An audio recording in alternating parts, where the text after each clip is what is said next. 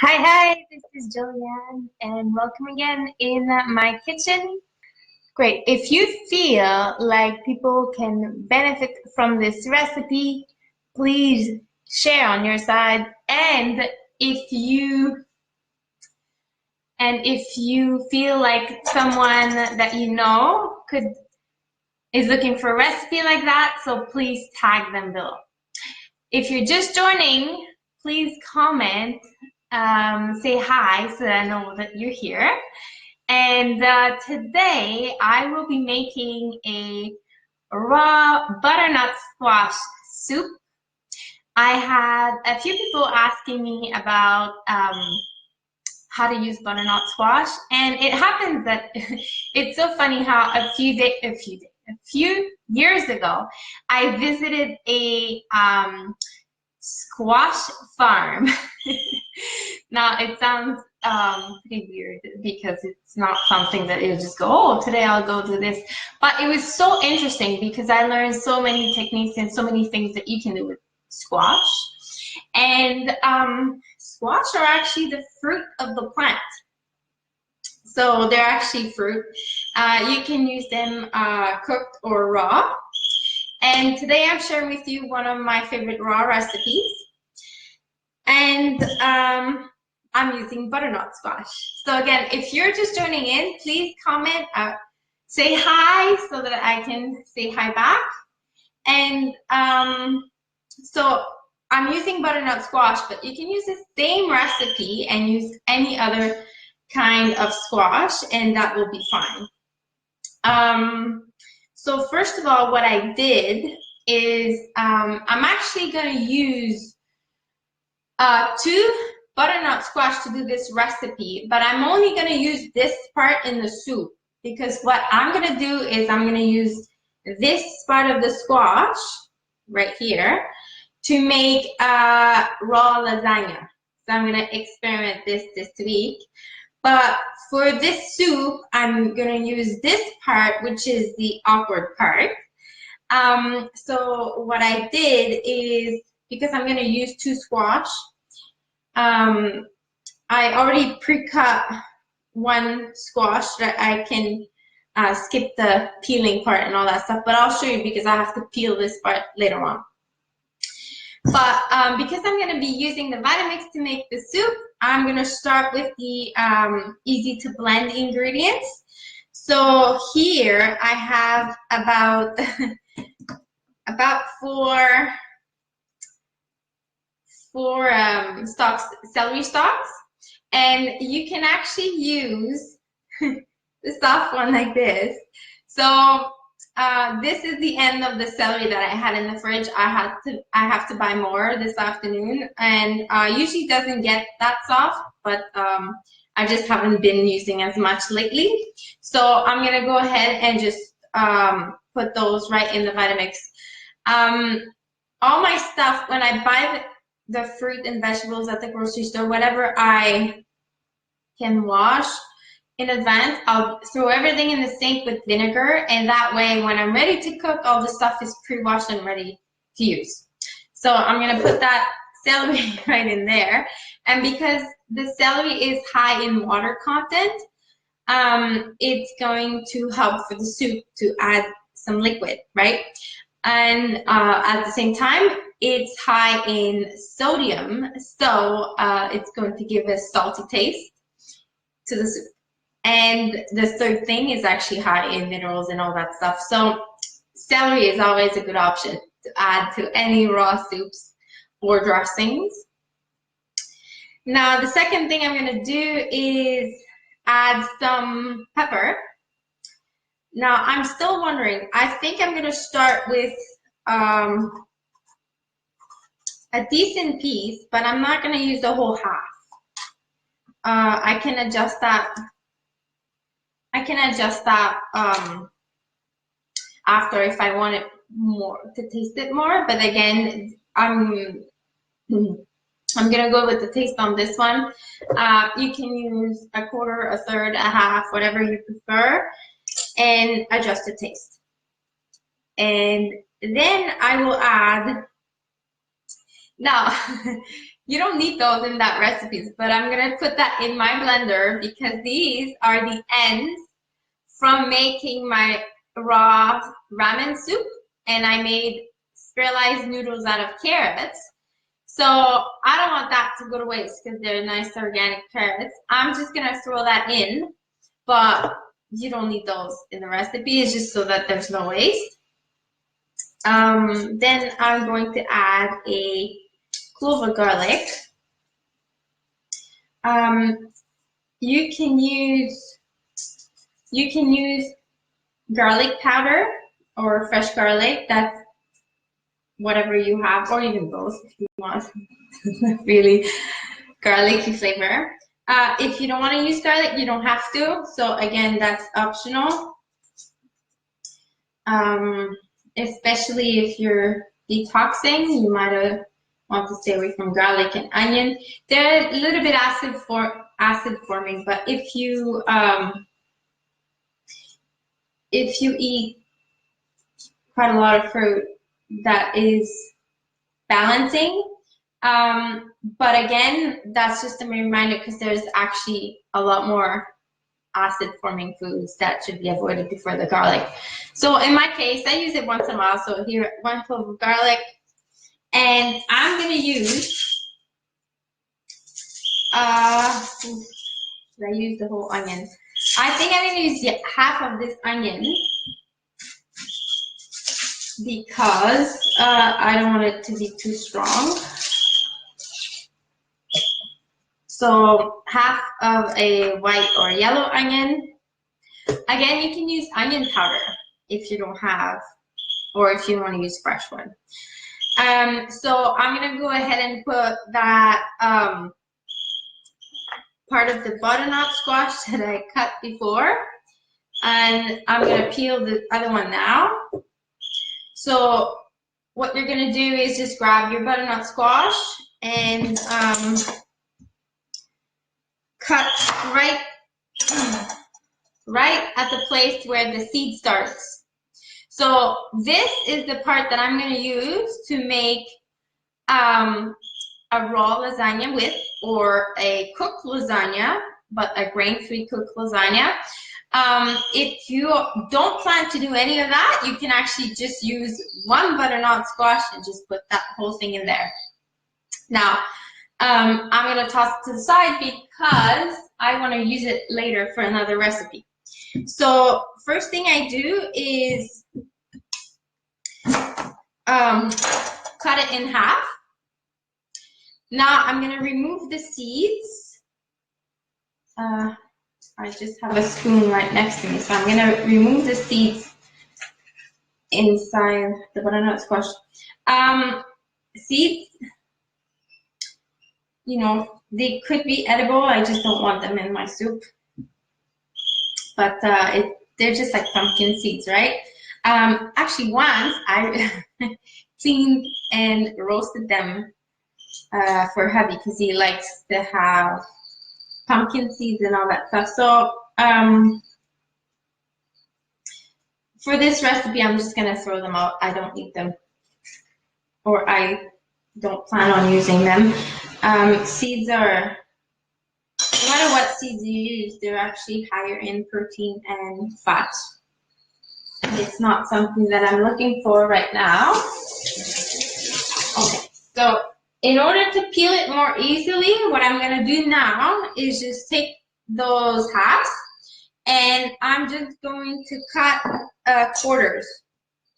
So, or actually I'm gonna cut 6.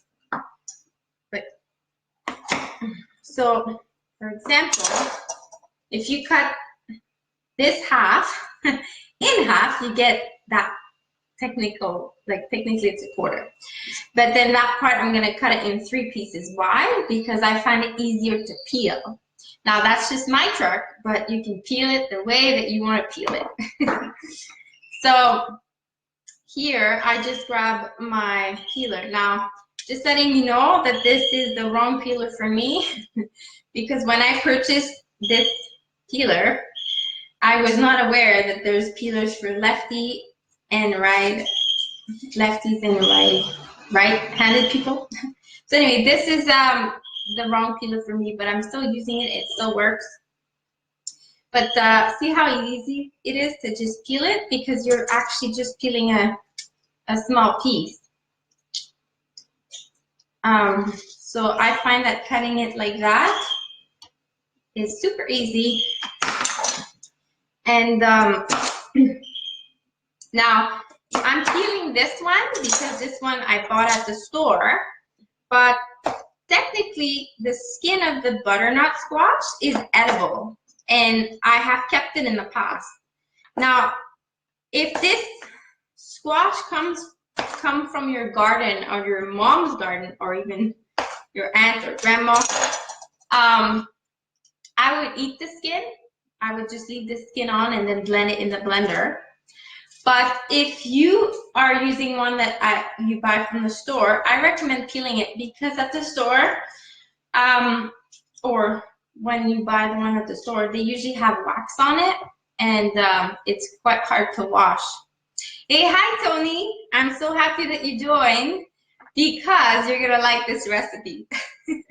If you missed the beginning, it's fine, because you'll be able to just watch the replay.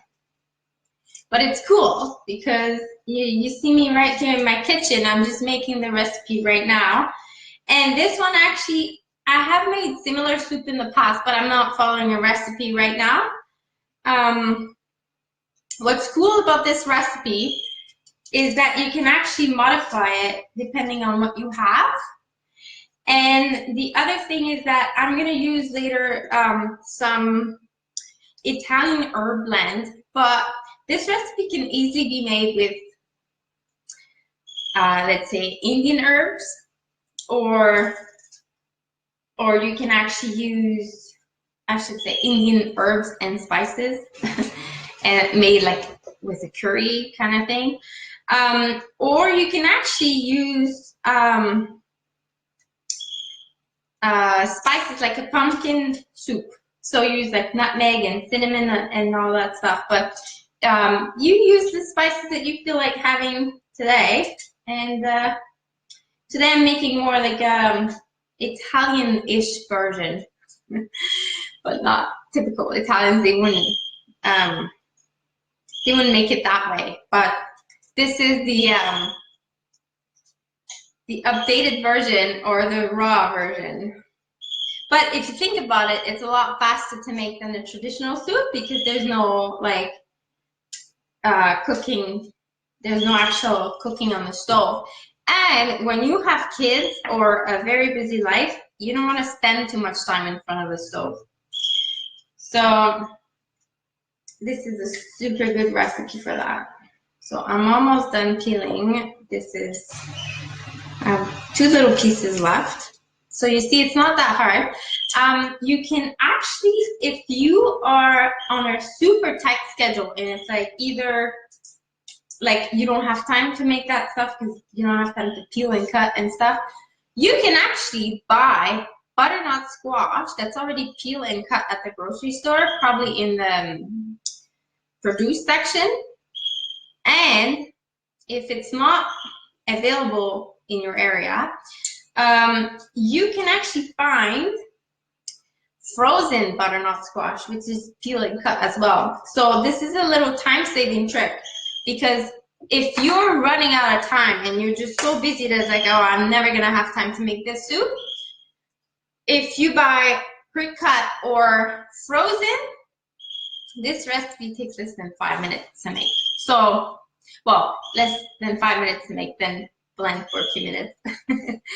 So what I'm gonna do now is I'm gonna add the flavoring. I'm gonna use, in this soup, I'm gonna use some cayenne pepper. Cayenne pepper is good for blood circulation. So I'm not gonna put that much. So that's about 1/8 of a teaspoon. If you don't like it spicy, I'm gonna put a little bit more. If you don't like it spicy, then you can just not use any of it, or just use a pinch. So if you don't want to use any pepper, this is, so I use the back of my spoon to teaspoon up. But if you don't use any pepper, cayenne pepper is a great alternative, and it helps to support some of your organs. So it's actually a healing herb or spice. But yes, so it could be an alternative to black pepper. It's good to add some kick, and it's good for circulation. So if, like me, you ever have cold feet, but the rest of your body is warm, this will help for blood circulation. And it's less, it's better to use cayenne than hot peppers, because the hot peppers are quite acid forming. So now I'm going to put some, I'm going to use some no salt seasoning that I've made, but you can actually, I shared that how I made it already on my Instagram, but it's something that I can actually make a video maybe in the future next time I make it. You can actually buy no salt seasoning that doesn't have oil and that doesn't have, I forgot the oil, and you want to stay away from the sugar added. So make sure there's no sugar added or oil added, but you can buy it at the store. I think Mr. or Mrs. Dash has one that has no oil and no sugar added. Let me just grab a spoon. Wow. Oh. So I'll use the back of this spoon for now. That's about a teaspoon. We can put a little bit more. Oops. Well, when there's a little mess in the kitchen, it's just made with love. Just confirm that it's made with love. And I'm gonna, in this soup, I'm gonna put some miso to give another dimension, another salty flavor. You can use rags, coconut aminos, or something to give another dimension, but in this one I'm going to use miso. This is chickpea miso, so this one doesn't contain any soy. You can get miso without soy. I stay away from soy, but again, if you have regular miso and soy doesn't bother you, you can use regular miso. So here I have about, I didn't fill it completely, but I would say about a teaspoon of miso. And I'm going to use some dehydrated, no, they're sun-dried tomatoes, but these ones don't have any sulfur, and they are, yes, so the sulfur is very important, and they don't have oil. So they're dried, sun-dried tomatoes, free of sulfur, because you obviously want to get rid of anything that has sulfur, because it's a chemical that stays in your body and it's pretty hard to detox. So especially if you're detoxing, you don't want to add anything that has sulfur. So for this recipe, I'm going to use about a quarter cup. See, I go by eye. So that's about a quarter cup of sun-dried tomatoes. I have to add a little bit more, so here's my quarter cup. So this is sun-dried tomatoes gives again another dimension and a meaty flavor. It thickens up and it gives more like a meaty flavor. Very hard to describe, but anyway, I'm gonna now add some hot water. You can use the water that's been boiled, and it'll still be raw because you're not actually cooking it. And so I'm gonna start here. This is 2 cups, and I'm gonna add another cup for now. So I'm going to start with 3 cups, and then I'll adjust depending on the thickness that I want. Oh, I'm trying not to splash the computer. Okay, so I'll try it like that for now and see if I need to adjust anything.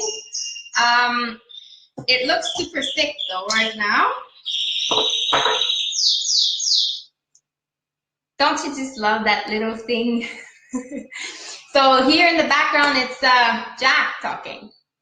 What is that squeaky noise? Yeah, that squeaky noise in the back, that's Jack talking. We have a yellow canary. So yeah, probably in the speakers like that, it's probably not that good. But when you are in person,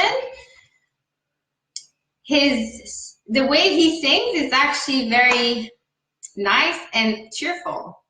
It's hard to describe. I didn't want any birds in the beginning, and hubby wanted one, and I'm like, ah. But Jack came to us. He literally came in our backyard, and it's a canary bird. Like, they don't live outside here in Canada. So he came to us. He didn't fly. I don't know how he got here, but he got here. So it was a clear message to us that Jack was just meant to be with us, and he just came to us. So we bought him a cage and we kept him. At first, I didn't want it. I didn't want the bird. So I told him, I said, listen, we have a dog already. We have a daughter. It's a lot to take care of. I don't want to take care of a bird. So please, you take care of it. Otherwise, the bird's not staying. And then one time, he was working so many hours, and he was like, I don't have time to clean the cage and all that stuff. And he said, maybe we should just find another home for the bird. I'm like, no, we're not getting rid of Jack, because now I'm used to him, and I actually enjoy the way he sings. Now, other birds, I find it not joyful or aggressive, or I don't enjoy the sound, but I actually enjoy his sound. So that's pretty cool.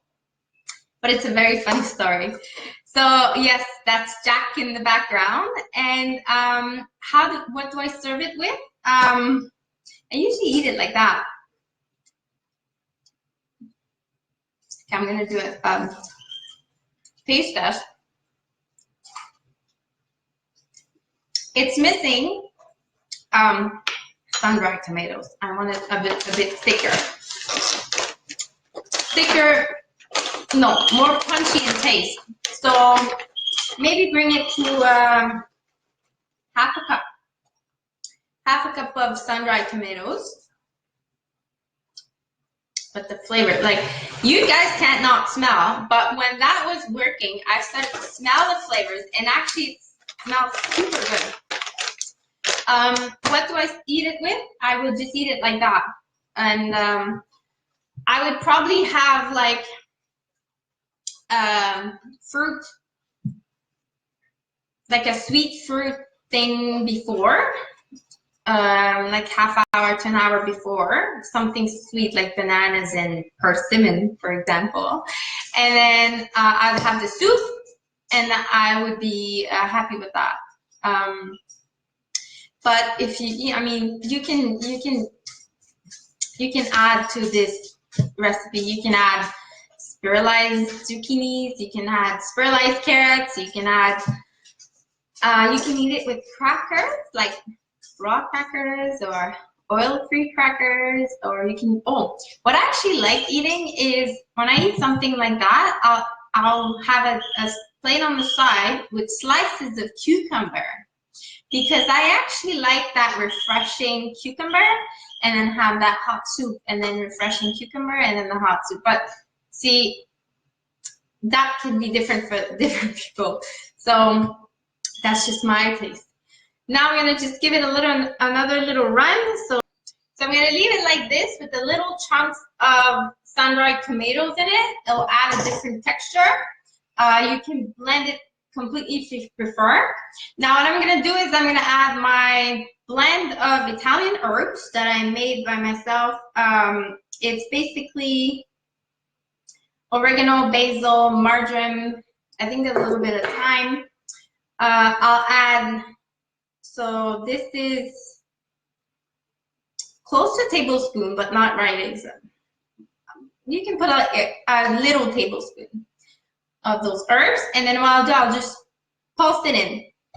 if you want this recipe to be creamier, yes, Melanie, I will post the ingredients and the actual measurements, because as I'm doing the recipe with you, it's hard. I'm adjusting, and I'll definitely post the ingredients and the measurements. And I wanted to let you know that if you do want to have this soup but creamier, and you're used to having soups with cream or with kind of milk in it, you can actually add hemp seeds. So anywhere between 1 tablespoon to a 1/4 cup would be a good optional ingredient for the soup if you want it thicker. Let me just post the herbs in.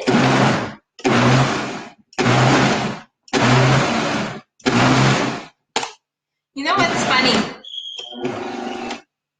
Wait. Okay, now they're pulsed.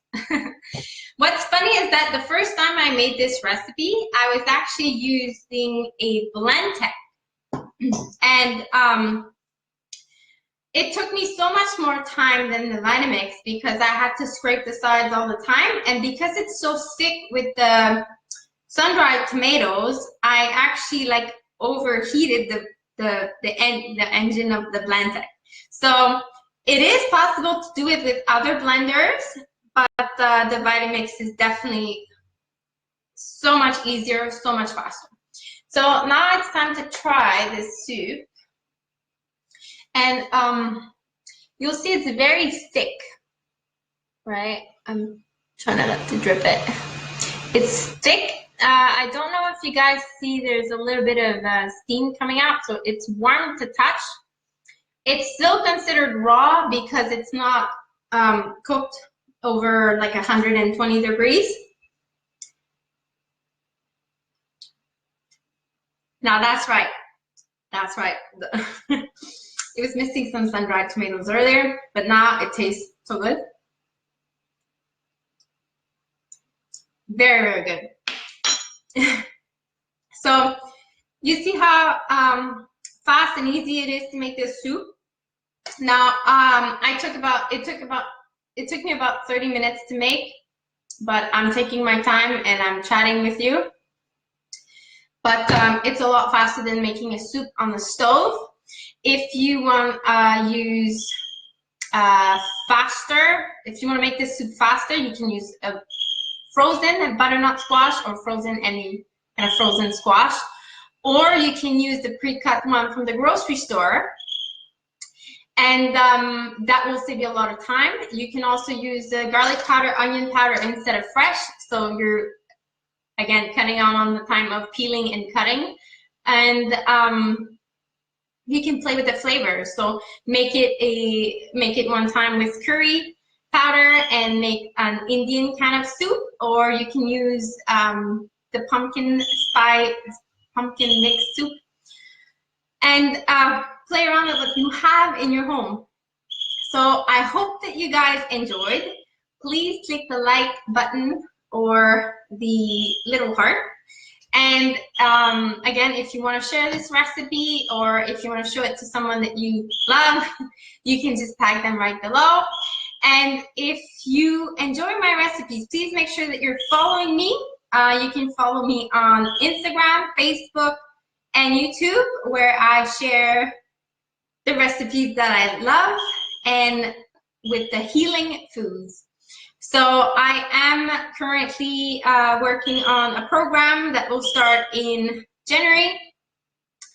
And if you are interested in changing your life to a healthier lifestyle, you can also check out my website and contact me if you have any questions, and see if working together is a great fit.